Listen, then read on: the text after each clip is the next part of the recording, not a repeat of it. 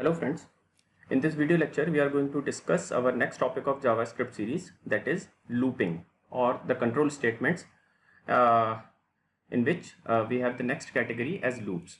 So to understand the loops, let us look at the basic theory behind the loops. So what is a loop? Loops are generally used as an iterators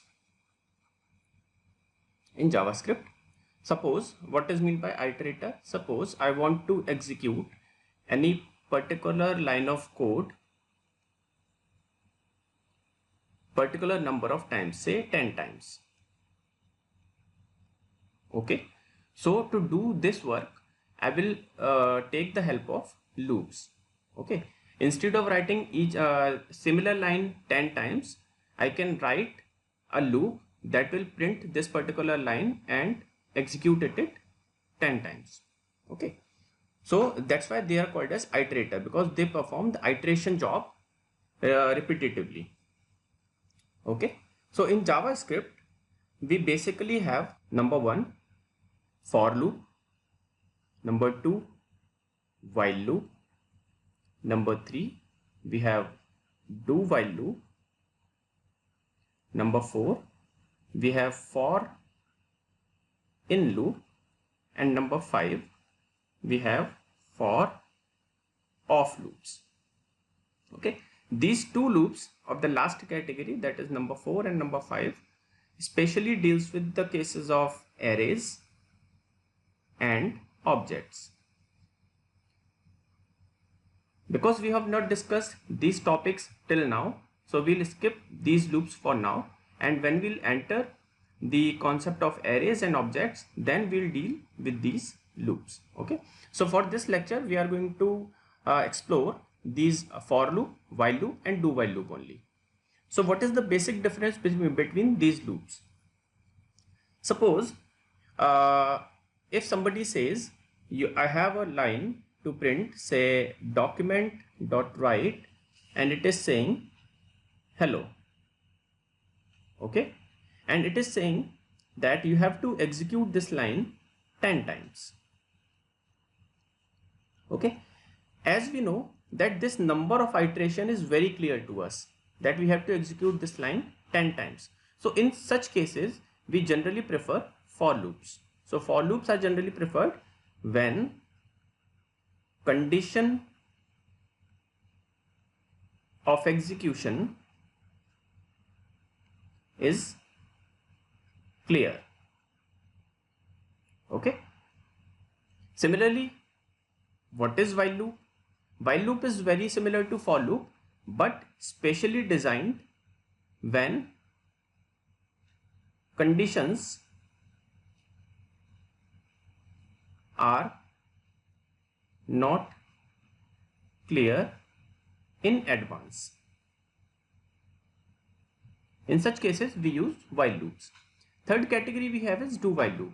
Do while loops are generally used when we want that our statement or our loop, our statement inside loop should execute at least one time, and then it should check for the condition. Okay, so to deal with these loops in advance, let us take the deeper look of their syntaxes. So if we talk about the syntaxes of these loops, so first we talk about the syntax of for loop. So for loop syntax is, it starts with a keyword for, then it takes 3 parameters, that is first one is initialization, then we put a semicolon, then it checks for the condition, and then it deals with the counter value. Okay, so this counter is actually an increment statement and maybe a decrement statement. Okay, so what is the meaning of initialization here? Suppose somebody says, if you take the example that you have to execute this loop 10 times. So initially I'll need the help of some initialization condition, that from where I have to start. So let us say I have taken a variable where and I want to initialize this loop from 0. Okay, this I is a very generic variable which is most of the times used for the looping and sometimes called as index variable because it deals with the indexes. Okay, then how many times we have to execute this loop? We have to execute this loop 10 times. So our condition will be something like I start from I equal to 0 and go up to 10. So when I is less than 10, the condition will be matched, and when I will be equal to 10, the condition will be terminated. And each time when a loop is performing something, then condition check, and after execution of each line, this loop should be incremented. So it will be something like, say, if I say for where I equals 0, loop should go I less than 10 and I plus plus. Okay, and inside this we maintain the code of the body. So what should be the body of our code? It should be something like document.write and say hello. Okay, so this loop should be executed 10 times. However, we can start this loop with the value I equals 1 also. Okay, but if we are executing this loop with value I equals to 1, then our condition should be something like I less than equals to 10. So it should move from start from 1, then 2, then 3, and should go up to 10. Okay, and in this case, when we are starting from 0, it should be working like 0, 1, 2, and it should go up to 9. So total number of iterations here is 10, and here is also 10. So this is this is similar whether I start from 0 and or I start from 1. So as you can see, the condition which is given to us is very clear. So in such cases we use for loops. Okay, so I hope this syntax for the for loop is clear. Now moving ahead with the while loop. So while loop syntax is, first of all, we have to initialization statement, then we write while, then we write condition to be checked, then the code of the body to be executed inside loop, and then the counter, whether increment or decrement.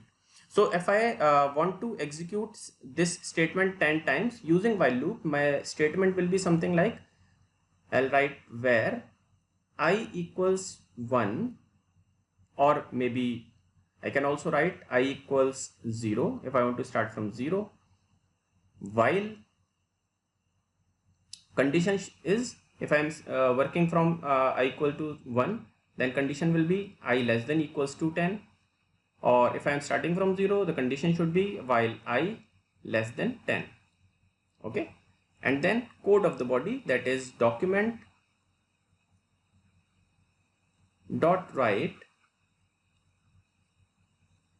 and say hello, and then I'll increase my variable, that is I plus plus.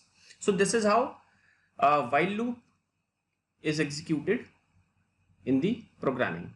So we have written the similar code for printing a statement using for loop and using while loop. So many people ask, what is the basic difference between these for loops and while loops?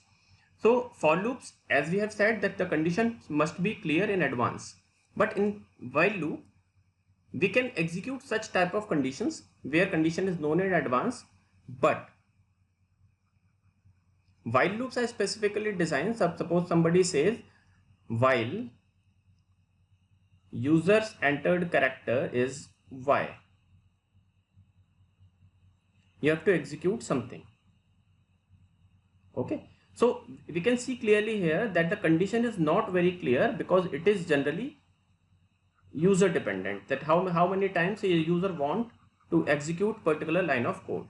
So in such cases, we use while loops instead of for loops. Okay. So this is the basic difference between for loop and while loop. Next category that we have is do while loop. So what is the work of do while loop here? Do while loop is executed or is used when we want our code to be executed at least one time. Okay, so code to be executed one time means initially what we do, the syntax is something like initialization. First we initialize, then we enter in the do zone, that is do and bracket start, and at last we check the condition inside while. Okay, and here before ending the do blocks, we perform the counters. Okay, so it is something like where I equals 1, do document dot write, it will say hello, and then I say I plus plus, and then I'll write while I less than equals 10. Okay, so this is again very similar to for and while, but the only difference is that this statement will be executed first without checking the conditions. That's why we said that code to be executed at least one time in a do while loops. Okay, so on the basis of these workings of for, while and do while, we can classify these loops into two major categories, that is entry controlled loop. First category is entry controlled loop, and second category we have is exit controlled loop.